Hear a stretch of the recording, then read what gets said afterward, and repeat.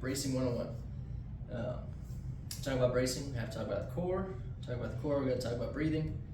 One of the most common issues I see is we use squat for example.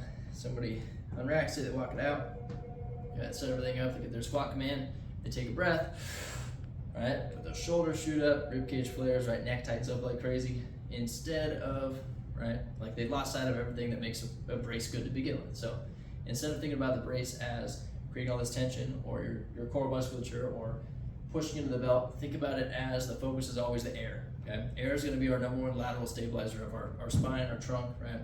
And so if we can maintain that pressure by organizing our system, right, this, diaphragm, rib cage, pelvis, pelvic floor, right, this stack, this zone in that position, right, we exert force into the ground, theoretically, straight back up, it's efficient, right, we don't have a bunch of energy leaks in all sorts of different directions. So, an example of the deadlift, obviously this is a trap bar.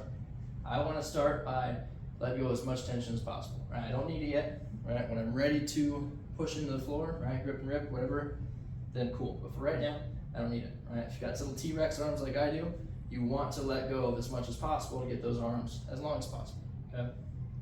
So from here, I'm just gonna breathe, let everything relax, exhales, all right, remember what's getting those ribs down. So that last little bit of the exhale, those obliques will be turning on, nice and relaxed, right, in through the nose.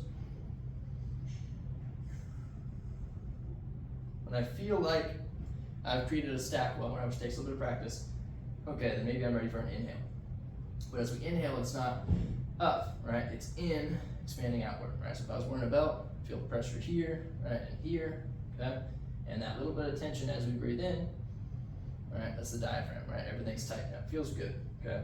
From here, I can grip and rip if I want to, or I can keep this stack, right? Sit everything back, right? And then take another breath from here, right? Which is how some people prefer, right? But regardless, our position with our rib cage and our pelvis should not change, right?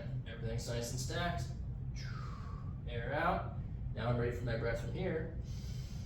Right, those sides tightened up. I feel more tension in the lats, right? My obliques are on, and I can push, right? Everything's nice and stacked. As opposed to if I try and start from that open scissor position, okay? I breathe up into my neck too much, right? Rib cage is flared. Now it's like my hips have to try and catch up to get back underneath my rib cage, right? So think, first and foremost, right, starts with the breathing, let things chill out. Okay, that's gonna get those ribs down. It's gonna create that stack. When we're ready, breathe in, find the diaphragm, right? Keep the tension obliques, and then push from there, okay?